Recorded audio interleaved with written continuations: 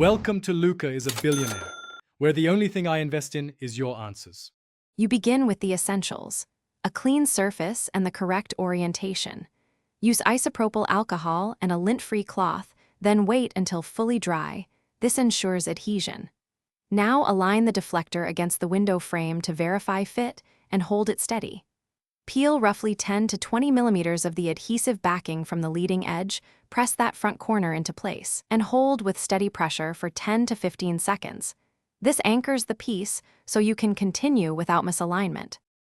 Once anchored at the front, you continue by peeling the backing in 20 to 40 millimeter increments while pressing the deflector into the channel. Make sure to press firmly and evenly. A soft cloth or small roller applying about 20 to 30 pounds of pressure helps seat the adhesive.